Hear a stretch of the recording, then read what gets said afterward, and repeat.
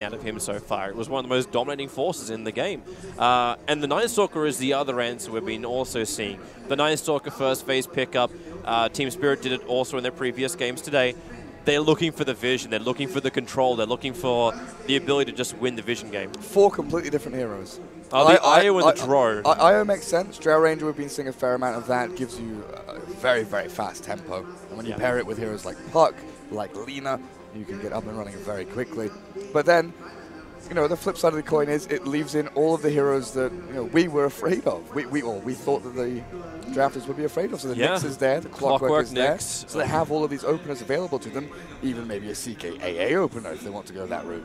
Sand King will be the first one, however. He is the poison of choice from SG, but this now means that FNG will probably take. I think we saw the Clockwork miss the first phase in the last 3 series on the stage. In fact, we saw him miss the entire draft in one of those series, I believe. Wasn't even banned or picked.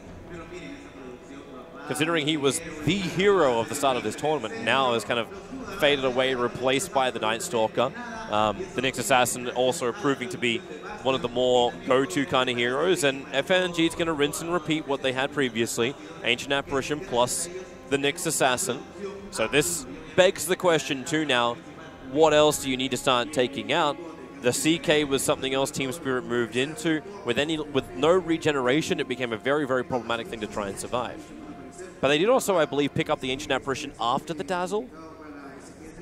Correct me if I'm wrong for that last series. It was first pick Dazzle, right? I believe it was, like, was it first pick Dazzle? Or was it the 2? It was the 2, like, and then Ancient Apparition was the 4th pick in the draft. When I say 4th pick, I mean like 1, 2, and then 2.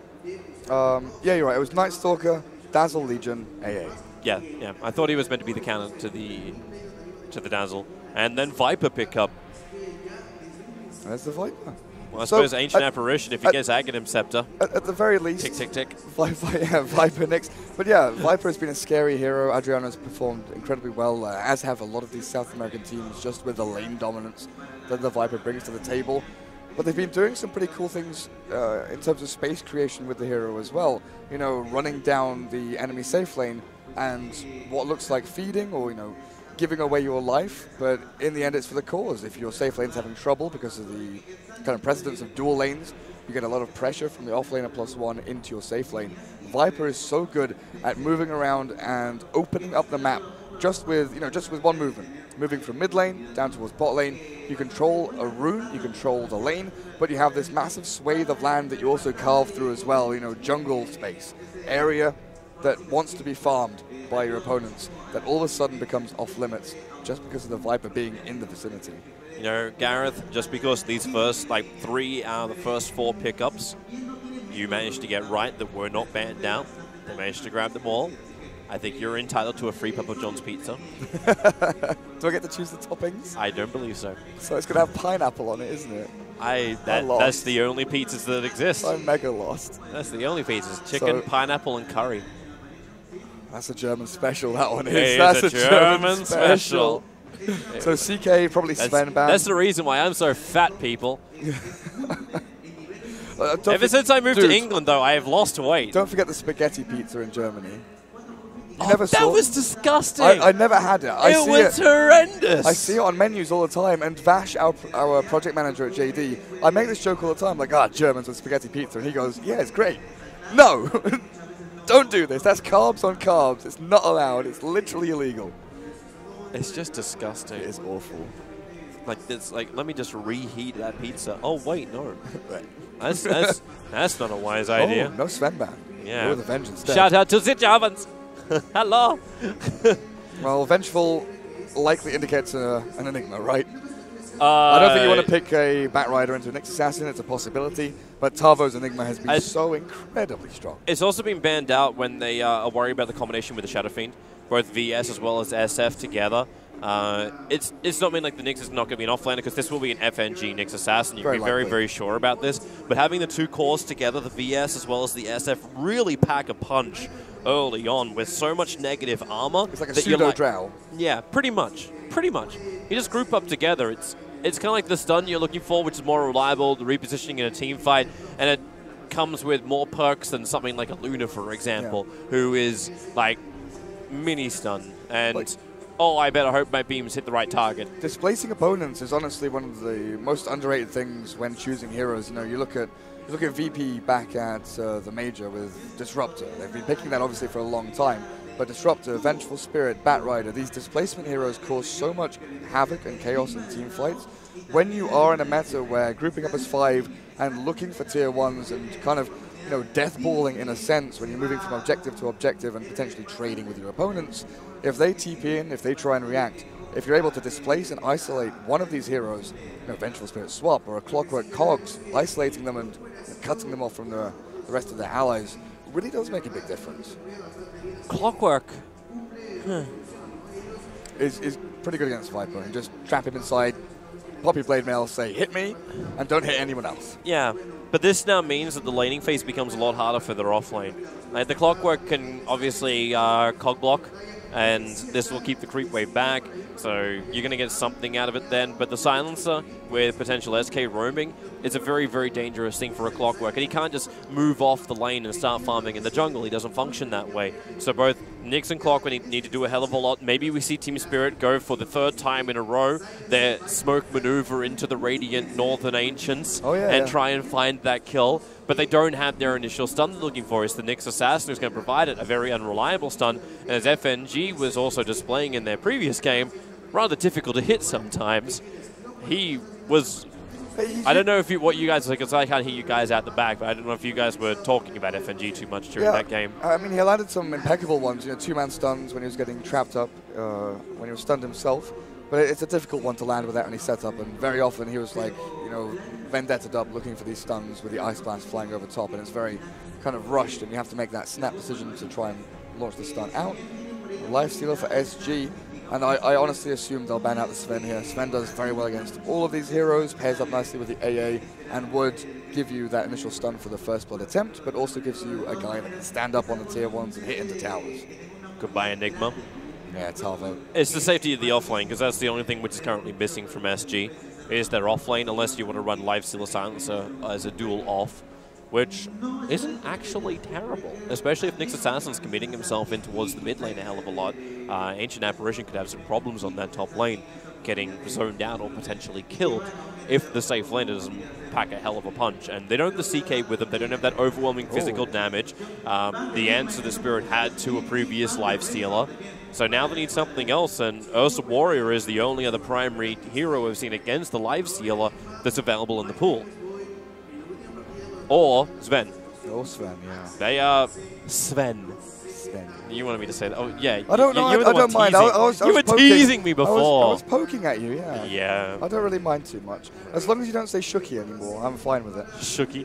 Shuki was hilarious. Or Spectra. You said Spectra for a while instead of Spectre. Yeah, instead of Spectre. Yeah. Yeah. I had a whole list. And then every time I'm like, Spectre just kind of like triggered me a little bit because I'm like, that can't, that's right. I know it's right. The R before and then it's like, E. no, it's Spectre. And I'm like, no, it's the R before E gets you. I actually did that in Kiev. It was a tick. Someone mentioned it. Someone just like you mentioned it. And then I kept saying it. I'm like, I heard it. Yeah. I don't want to say this, and I couldn't stop it. Like my brain just replaced the word. I'm like, no, so it's Spectre. SG looking further off laner. Sand King, of course, can go into that role, but he feels a little lackluster compared to the 4-role Sand King with boots who can roam around and cause so much chaos in the lanes.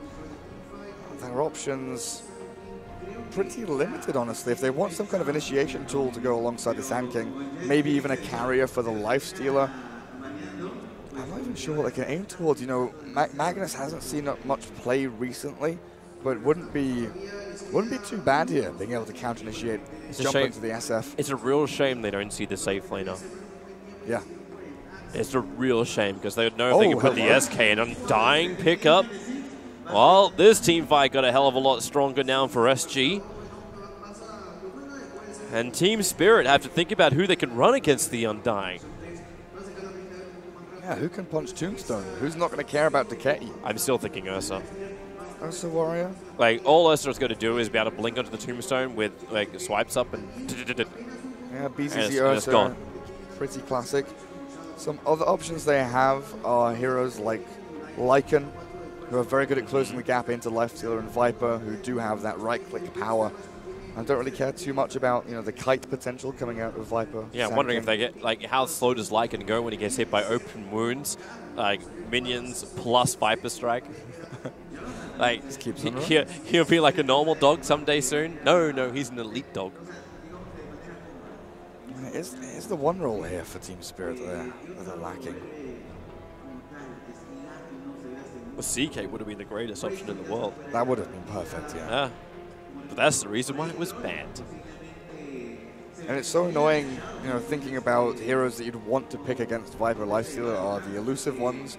Your Slugs, your Ember Spirits, but against a Silencer with Global, it becomes much less appealing. So Sven is the easy, natural, simplistic choice from Team Spirit. Yeah, they needed something. We were running through a lot of the options, and something that's going to be huge into the late game, sure, why not? I honestly think it was like a coin flip from your Ursa and my Sven, just like one of them's going to work. Both of them are very good here. And you can see FNG, like FNG was scratching his head at that moment of like, oh, what do we pick? We could be standard, we could be normal. Do we want to be normal? I don't know if we want to be normal. Because the issue you have with this event, I believe, especially with this type of lineup, is the fact that you can be contested. So keeping your jungle stacks up and running will be very, very difficult. Yes. And if SG do want to try and contest it, all they're going to do is get a well-positioned tombstone, easy with a lot of cliffs inside the Dire jungle, and make it very, very problematic for the farm to kick in for Team Spirit. And SG have a lot of lane winners here. Undying, Viper. Sand is shifted towards the offlane with that Undying pick, so Tavo will be on that hero. I do wonder if they consider going some kind of aggressive lane, because AA Nyx do struggle very heavily at level 1. Sure, they have kill power onto one hero potentially. Well, Nyx won't be there though. He'll be mid lane helping out Iceberg like he has been every other game. He's going to mana burn the living crap out of the Viper, and then just see how far they can go from there. But it's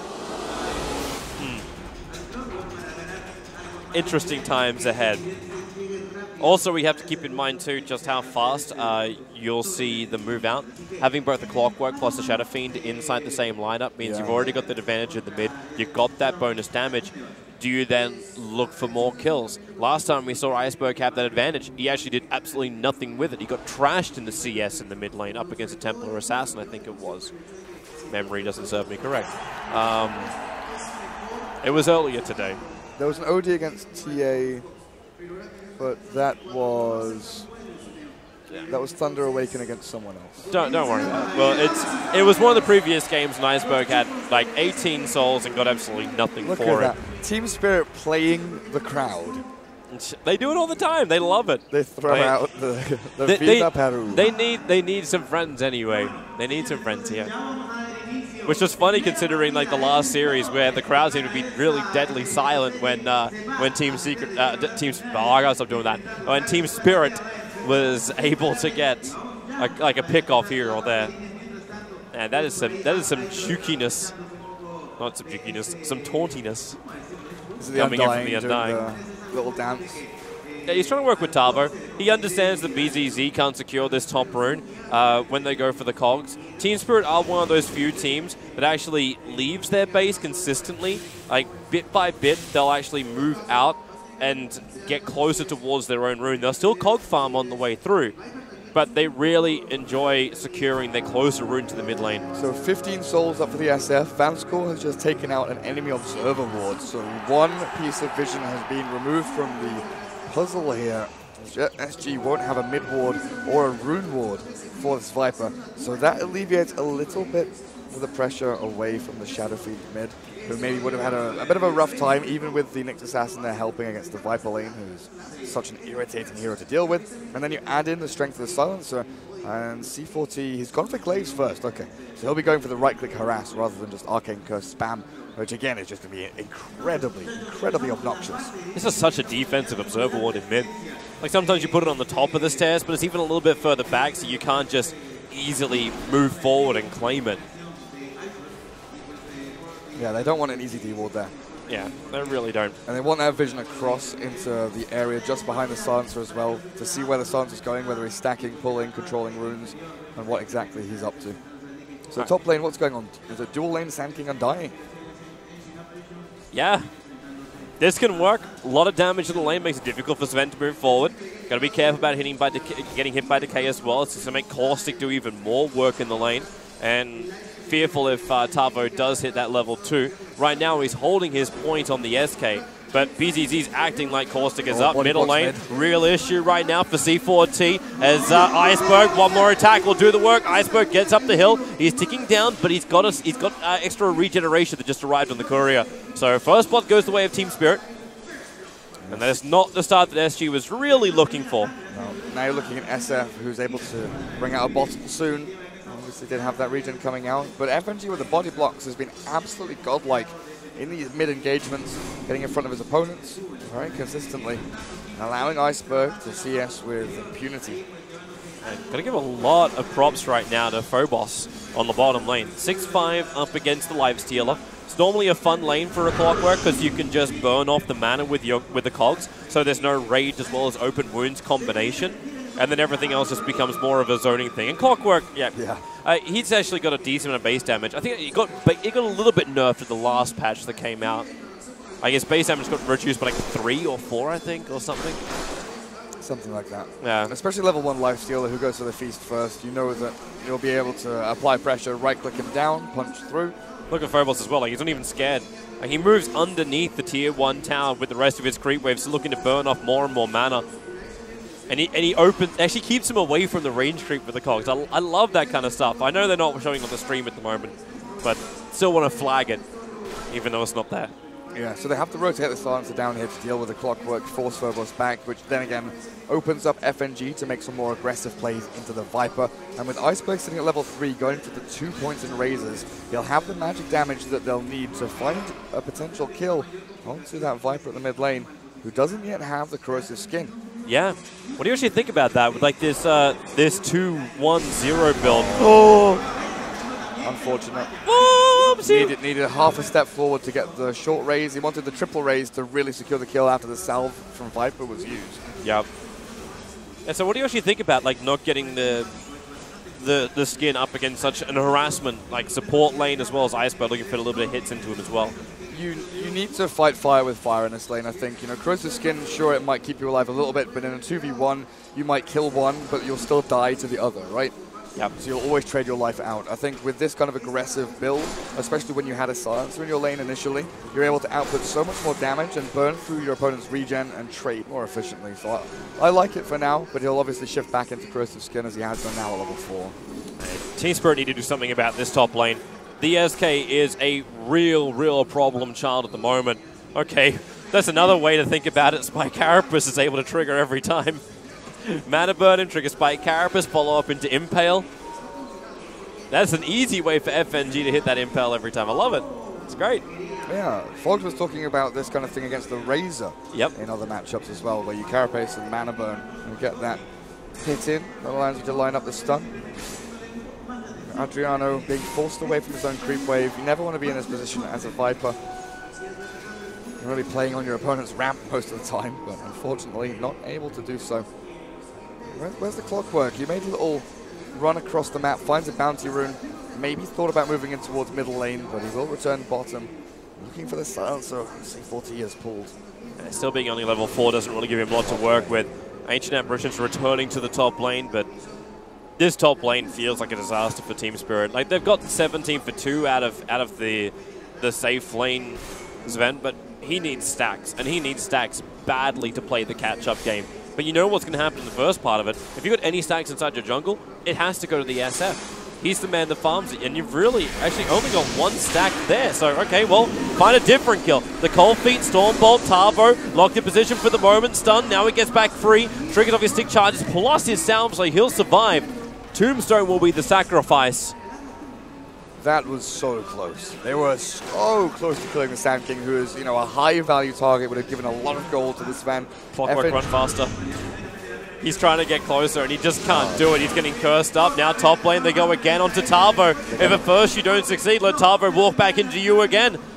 2 kills in the way of Team Spirit. FNG will claim this one on top lane. Tombstone was the only real reason that Tavo survived there, and this time, obviously, on cooldown for another 30 seconds. They want more. Yeah, but where's that Cold Feet? It took a little bit too long to get up, but King RD turns around, runs closer towards them. The Burrow Strike will be a little bit too shallow there from Tavo.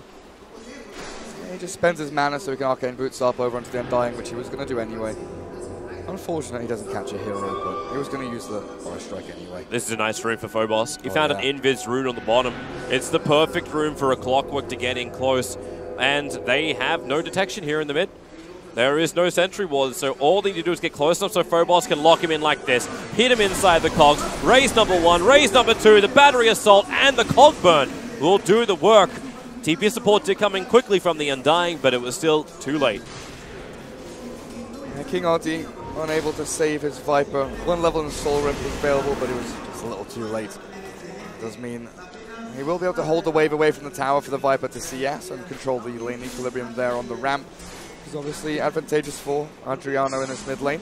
Burrow striking up on top. FNG's nearby. Now that Tavo has used that, he's going to need something to hide inside of. Sandstorm is the primary thing, but he didn't do it. He went for a 3-0-2 build. So Burrow strikes up once more. The Cold Feet stuns him and holds him. He's got no TP out, but BZZ cuts his way through. The Lumberjack Sven gets his kill taken out by Vanskoll. Oh, hello, Spike Carapace. He just decayed, and Spike Carapace from FNG will hit it. So King RD does get a little bit of extra strength, but he has no real way to stop Team Spirit's safe lane now. That was so calculated by BZZ. Tango and Quelling Blade. Oh, okay. Too close. The stun actually connecting over on Tavo. King RD stays close enough for the Cold Feet. Will actually trigger on him. But I think they are fully aware, SG, that this safe lane of Team Spirit is bone dry mana-wise. So RD moves forward. Tavo, now the stun. Actually trying to catch him in the mid-Burrow Strike. The Burrow Strike was still able to connecting on Vanskoll, and they commit the Tombstone. Vanskoll wants to get rid of this. So they get rid of the Undying minion that's currently killing him off, and he will survive. 28 HP. He'll move back behind the Tier 1 tower and live as the Ancient Apparition. Tavo comes into lane with fresh raindrops, 2 charges burnt through, but they keep him alive through the engagement, make sure they can get multiple stuns out, and then he doesn't give his life because he's getting close to death. Phobos? He's wondering if he wants to. And he lets it go. He's got a hookshot available, and he wants to use it on the Viper. That's the better target. He's got a small slither he can get through, or he could just do this, right in through the back. There's your cog block up again with the battery assault. The fresh double damage rune on Iceberg ensures they have enough damage to bring the Viper from hero to 0. Very swift movements from Phobos, making the best use out of his hero, but the fact that he's left his lane means Lifestealer has not only taken that Tier 1 bottom, but is free farming and is becoming an absolute monstrosity. Nearly up into the armlet, very close to that, only about 500 gold away. Top of the net worth by 600 gold over the SF. And very soon he's going to be running around the map looking for kills. Yeah, it's a fantastic game if you're a Lifestealer. He actually took that while the top lane fight was going on. So Team Spirit, they know they got an issue. And they know they've got a couple of ways to recover. Now, okay, well, take out the Tombstone to start with, then they can look towards another target. Stormbolt plus the Cold Feet, give the Chilling Touch bonus damage as the Cold Feet triggers. King RD is feeding money to this top lane. I understand the Lifesteal is getting ahead, but he doesn't have heroes to work with at the moment. It was well turned by Team Spirit. They do use the God Strength for kill on an Undying, which isn't the most ideal scenario, but you've got to do what you've got to do sometimes, you know? You would love to clear stacks with the God Strength, but not in this game. But the fact that the Lifestealer is so far ahead, so often you think of Sven as a good hero against Lifestealer, thanks to Warcry, thanks to the big physical damage output that he has in short bursts due to that ultimate of his. But if Lifestealer's ahead, you know, by an item or an item and a half, that armor can become, you know, almost meaningless if he has a Deso, an armlet, if he's able to jump in with a Sand King Blink, which honestly Tavo should be getting pretty close to. He's gone for lots of small items here though. Quelling Blade, Wand, Arcanes, even a Mango in his backpack.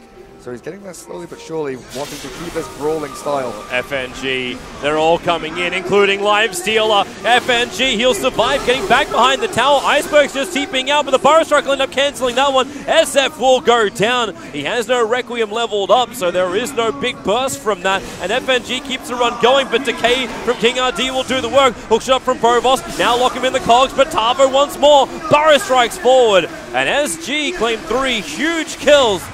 The first initiation of the Lifestealer so far. It took just over 10 minutes. And that was Lifestealer just walking in, right? That's him without a carrier. He just walks into the fight. Tavo and the others. Oh, that Ice Blast is nice.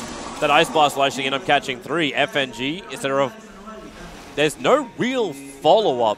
No, they need Sven Blink. Sven Blink is very important in this game, but of course he needs the items to get to Blink. You know, your Mask of Madness, maybe think about the Halberd against this Lifestealer and Viper as a very important item. Sven's itemization in this game is going to be really rough without the farm, and he's just not getting any farm. Yeah, and his space is going to get really restricted too, and there is ways to open that up. You look towards probably the bottom lane with Nyx Assassin. FNG's getting space to hit level 6. He can be that set up so Ancient Apparition Ultimates actually are effective, so they do hit the targets they're looking for. But when they're looking for that, the timing of it may just be a little bit too late. Tombstone gets committed up on top lane. SG are grouping up together. They want to force issues here. King RD back in range of the tower. Clockwork, you are not hooking into that. Everyone's gone. Radiant scans. They know that no one else is up there. So this is a tier 1 tower for them. And all Spirit can do is dodge for the moment. How do you get a pick off with the Nyx Assassin when everyone is standing together? And SG are the ones consistently making the first step. We so often talk about taking that first tier 1 and transitioning into others, and it is textbook from SG. Bot tier 1 went, they moved mid with a Lifestealer, and now they move top. They will be able to slowly but surely chip away at that, but they want to fight first. Trying to have a crack over on Phobos. He hook shots himself back up again. Support is going to be there. The stun won't reach down towards the Lifestealer, but the issue is the Cold Feet triggering onto Silencer. He'll end up going down. Icebo's coming in under the cover of Invis. Sentry Ward's revealing him, but he's just waiting it out. They know he is there. There's no Requiem Assaults. There's no quick burst from him. The stun, it'll connect. Raise 1, raise 2. Here comes your Ice Blast, and Lifestealer had the infest. He jumped into the creep, however, taking damage from the tower. They denied up quickly, reveal the Lifestealer and bring him down. A huge kill, and interestingly played by SG when they knew what was there, but they'll keep fighting anyway. Tombstone on the deck, they want the kill. Tavo is in the midst of this, the Cold Feet pulling him out of the Sandstorm. Iceberg will now take a double kill, and they fortified their towers to protect it. Phobos looking to come in through the rear. He's looking over towards King RD. If he can close the distance, he can take this kill. But he has no hookshot available. Instead, they use the Warcry. They get the movement speed from that. They get cursed up quickly. And now it is time to retreat for Team Spirit. Some big blunders there by SG. HFN, they have the Sentry. They know the SF's invis. They know FNG is there. He stands his ground and thinks he's strong enough with Rage coming off cooldown shortly. But that stun from FNG, perfectly lined. They had it all synergized and synchronized down pat as they bring him down. And then Tavo, he wanted in. His Epicenter got cancelled out instantly. Yep. He's stunned through, but FNG once again lands that perfect impale. And it really has to be said, this Nyx Assassin has been in the right place at the right time for the past 2 or 3 fights. Yep. Ever since Vendetta was able to come up as well, FNG just seems to have this confidence to move across the river and look for these opportunities. And Team Spirit's mentality has changed. I wasn't certain it could happen. I honestly thought that SG were going to be playing this 4-1. Oh, hello everyone on the stream. Honestly, they'll be playing this 4-1. Observer, look up towards the top lane right now. Phobos, able to actually get the cogs out. Needs to run back out again. FNG, the stun is there. The Ice Blast will connect. Global Silence is out, but it won't matter. The Lifestealer, he got locked in so many the cog hits, he couldn't do anything in the fight. They want to keep going in. C4T has his haste room, but he can't really get an opening out of anywhere. And 2 critical heroes are missing from both sides, in fact. It's the Viper and the Sven who are fighting on the bottom lane. Yeah, they felt they needed to stop BZZ from farming because he is starting to catch up a little bit, but Team Spirit showing once again why Vanskor and FNG are so important and instrumental in these drafts. They set up 2 supports on the kills. Tavo, the stun was right. He got greedy trying to burrow strike the wave to farm it quickly and get back, but Team Spirit waiting just out of vision range, and they pounce so hard. Every single game, FNG sets up, Vanskor is there, the supports are making kills on cores, and in the meantime, their cores are farming. Sven's taking down a big old ancient stack. SF was pushing tier 1. All of a sudden, this lead, this foothold that SG had in the game where they were going to propel themselves into the mid-game, make sure that Lifestealer was ahead of the Sven by a significant margin, that is dwindling pretty quickly. Yep.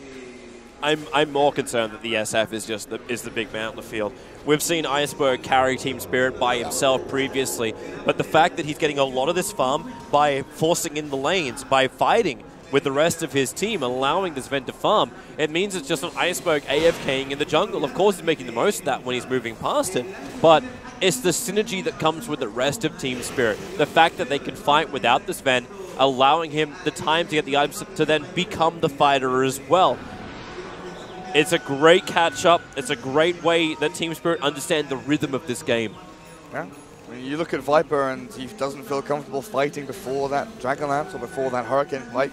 Sven is in a similar kind of boat, but when you have 4 heroes who can go looking for kills, it just becomes so much easier, and you start to wonder, this Blink Dagger and Sand King, it is coming, it will be here in 300 gold, but if Tavo potentially went for the Tranquil Boots instead of the Arcane, so if he skipped out on a couple of those Raindrops or the Mango, the little bits of gold, they add up over time. If you're buying these incremental items, you do miss out on that fast blink timing, which potentially could have saved some of these team fights. They're looking to fight bottom lane here. BZZ is going to commit the God Strength. He wants that tower. They've got their ace up their sleeve. This FNG's got Vendetta. It's only going to last for another 5 seconds or so, but it will be enough time for 40R to move in close enough that FNG can hit him, stun him, or at least tell BZZ to back up and start to run away. And that's actually, the second is what happens. Yeah, without Iceberg there, they want to control top lane, get back into their own jungle. Well, they actually take mid now. They added so much pressure, they get mid lane. Oh yeah, I mean, SF just moves on down. Yeah. In fact, that actually looked like one of the easiest bait movements of all. Vortex in the trees, you know he's alone. You take the mid tower and you do significant damage to the bottom tower. And it's a threatening thing. God Strength gets triggered and you want to do something about it. Force the wave in, your opponents react, you back up and do something different. Sven now gets free reign of top lane and his own jungle. Team Spirit probably afraid that there were some deep wards placed by SG because of the incursion into their jungle and that top lane that got shoved. But there just aren't any. SG don't have any aggressive wards out anywhere. On the flip side, Team Spirit have one over towards the Ancients and the Shrine. In fact, there are only 2 wards out on the map entirely. Yeah. Both kind of focused around that mid lane Ancients area. If they're really keeping tabs on each other, it's not like SG are going to be farming up Ancients anytime soon. Nice little Arcane Rune for Iceberg to bottle up. Maybe that will be enough confidence for him to try and push that bottom lane and take that tier 2 tower himself. He's got backup from the Nyx Assassin, who's also getting more and more space. And I don't know, man, this feels claustrophobic right now for SG. They're grouping up together when they do. When they do, they don't really achieve much. Then you'll split up, you get a little bit of farm. But in the meantime, Team Spirit are still taking more objectives across the map. They are in the lead. The net worth is rapidly approaching 4,000 for Team Spirit. Yeah, like the advantage of experience has started to level up a little bit, but it's still in favor of Team Spirit. Like if you turned off the fog there, you saw when it was happening. SG, they all pulled off the lanes. They didn't show. They didn't want to give Team Spirit any info. FNG was like the only hero on the entire map that was showing bot lane. And if he dies and if he draws 4 or 5 heroes or whatever down to the bot lane, it's perfectly fine. They're bringing the Infested Sand King to bottom lane. Iceberg's in the tree line. Now FNG is in the neighborhood. They jump forward. Global Silence will come out. Nice FNG can't help him, but because you've got that Hurricane Pike, you can just bounce out. The TP's on the top lane. It actually looked like it was cancelled. So they still only have 2 heroes here. Iceberg's very happy with this. This is a tower. No Global Silence, no Infest combination. There's a tier 2 tower for a failed initiation on Iceberg. That Hurricane Pike may have looked simple, but Iceberg, that is a classy move. Hurricane Piking back the Sand King, knowing that the Lifestealer's about to rage and jump onto you, gets himself some distance, puts himself behind FNG. Just so swift, and it was crisp. It really was crisp. And it shows off again there against the Mud Golem. That's an amazing move. Wow! That's what's meant to happen there, right? Like, absolutely. I can't I can smell grilled meat, Toby. I can't use my lines. It doesn't transmit. Oh, that's very sad. Yeah. Well, Iceberg's got a decent way pushing up mid lane. That's going to be easily farmed up by the lifesteal, however. In fact, he even rages up just to ensure he cleans it up quickly. And gets all of that juicy money. A double damage rune for a Shadow Fiend who's rapidly approaching a BKB. They still have more towers to claim, Team Spirit. So they've taken out the tier 1 tower mid. You've claimed all the towers in the bottom lane, but you still need to claim the top lane. You look at the map controlled by Spirit. Everything right of that line is controlled by Spirit as my touchpad goes a bit... Remember, they can't see it. Oh, that's right. So you'll have to describe it, Gareth. You draw a line from the bottom tier 2 to the top tier 1 of Radiant. Anything right of that line is owned by Team Spirit. That is 2/3 of the map, fully controlled. And then you got FNG, the Team Fortress 2 spy, behind the lines, putting observers and sentries down as well. Who's he disguised as this time? I think he's a Nyx Assassin. That was such an obvious disguise. Imagine that, though, if there was a hero that could disguise itself as one of the heroes in your team. Well, that's a new one, right? Like, we're meant to get new heroes at TI or something like that. We're gonna have the Masked Vigilante. I guess Monkey King kind of does that with couriers. Yeah, but his is more mischief. Yeah. Like, than anything else. Like, you actually have someone who is able to take on the role of a hero. Oh, Clockwork hits the Viper. FNG's nearby, but it's the Ice Blast that's going to ensure there's no regeneration, and that 40R Adriana will end up shattering on the top lane. Big pickup. 42 seconds now without that Viper means it's a very simple push for Team Spirit. Pressure in mid, but it's the push on top lane with his Ven that's going to claim both of these towers. SF with that DD did so much damage to tier 2, and SG were afraid. Again, they've got no deep vision apart from that one ward over in that dire jungle towards the top tier 2. They didn't see who was sitting behind the SF because you expect maybe FNG, who has been holding hands with Iceberg for the majority of the game, to be in the vicinity. So jumping in onto an SF who has his Hurricane Pike and who now has something being delivered on the courier, I believe, a BKB fully completed. Yep. Makes life an absolute misery for the Radiant team. Want to see his timing of this, however. Being able to trigger the BKB early would be nice if he's being initiated on with like an epicenter and such, but getting hit by the Global Silence just turns him into a right clicker. I say just, he's still a really good right clicker. But that timing around Global Silence, if he plays it perfectly, it'll be a non-factor in the fight. He might have to use it here for the Burrow Strike, though. Sand King is such a disruptive force in team fights. Is Sand King actually going to have enough? He's got Live Sealer, Epicenter will be committed, Iceberg gets Burrow Strike, Global Silence, now he's going to BKB, starts running away, Bottle Charges, remember he does actually have a little bit more, and he plays the Do-Si-Do around the tree line, won't find the kills, but does release the 10-second BKB. That's time wasted. That's Lifestealer Sand King now with no Epi, no Global, Infest on cooldown for 40 seconds, and the aggressive play from Spirit into this Radiant side of the map again. They're trying to contest the ward. All right, well actually they will contest it. Sentry's down, the Shadow Fiend's adding a lot of pressure, as you said, on the bottom lane. They have to Burrow Strike up to get rid of both the Obs and the Sentry on the hill because they lost the vision of it. And they don't want to commit their own Observer ward up there because then they're gonna lose precious vision. So Sven didn't go for the Halberd, he went Mom into SNY. Would have liked the Halberd maybe against the Viper and the Lifestealer, but against so many slows that Yasha movement speed does make a big difference, and of course the armor does add up against the physical damage of the Radiant team. So seems to also make him a lot more viable to be that front liner that they need. So SF can just hit the tier 3 towers from behind. But now the Sven has his Blink, which is the actual item that turns this guy into a hero. He's been farming this entire time, pushing lanes. These items all allow him to do that, but the Blink will make sure that he can fight. Jump in the back lines, find some of the straggling targets lurking around in the shadows, such as the Sand King, the Silencer, who want to have that counter initiation through their skill set into these fights. They're going to try and fight mid. They're going to smoke up by looks of it SG. They are out of range of the Dire ward. FNG is nearby.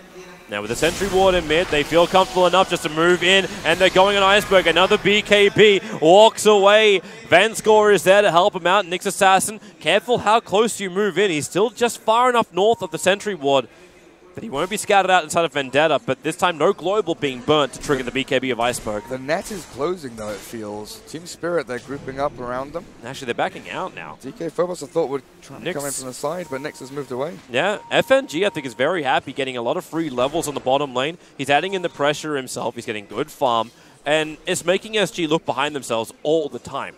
It's almost like FNG has told himself, okay, in order for me to be a real disruptive force, I need to keep causing problems on the Radiant side of the river. Heroes aren't there, I'll use the creep wave. The trouble is for SG, who do they jump on with the Infest Bomb? Clockwork is never showing. Sven will... Iceberg while his BKB is down. Hey, by the time they actually keep doing this, you're going to have that BKB down to 5 seconds at the 30-minute mark. Was that Radiant Sentry spotting FNG? Yeah, it does. Quick ping came out. That was actually FNG's ping himself, saying, I think they see me here. The little stutter step, the back up from the Viper. Their Sentry ward's a little bit too far up, but it will actually find the Observe ward at least. So Vanscore, he'll get the last hit onto it, he'll get Burrow Strike, Global Silence kicks in, so Ancient Apparition is down. You will not actually have the Ice Blast for this fight, but Iceberg lines up the ulti. Phobos able to get the hook shot in. That last attack is enough to bring down the Viper. Limestealer also kicking up the dust, but Tavo, the real dust kicker. FNG, the double stun. Space created. It's huge for Iceberg, getting a triple kill, cleaning up the tombstone, and you may as well make it an ultra kill for Team Spirit. They found a target they could kill. They jumped the AA, Toby. Yes. And sure enough, the AA died almost immediately. Let me confirm my team fight recap. That is definitely a dead AA. There's no doubt about it whatsoever. One dead AA. The trouble is, though, in this game, if you lose 5 heroes for 1 AA, it's not good. No. It's very not good. But no, seriously, it was really great disengage from Team Spirit. They backed up, they spread, made sure the Tombstone didn't get a lot of use out of it. Iceberg also moved forward into the fight with his BKB, got a Requiem out onto a bunch of people. DK Phobos was there, ready from the silence to come in. But as soon as Global ended, they re-engaged immediately. Absolutely snapped into the fighting mode. And Sven against Lifestealer, not so good for the Lifestealer when there's a God Strength behind you. Yeah, that's basically death. To put it very, very nicely. But man, oh man, it's FNG land these 2-man impales like it's nobody's business. His positioning for that, like the Epicenter comes in, what does he do? That's fine. This one, just boom. Carapace, impale, right, you're done. Get out. Well, there's so much AoE damage also flying around. So the Carapace is the perfect setup. This is the reason why we were flagging these heroes at the very, very start of this cast. You look at the Nyx Assassin. You look at heroes like the Ancient Apparition. These 2 heroes were in our top 4.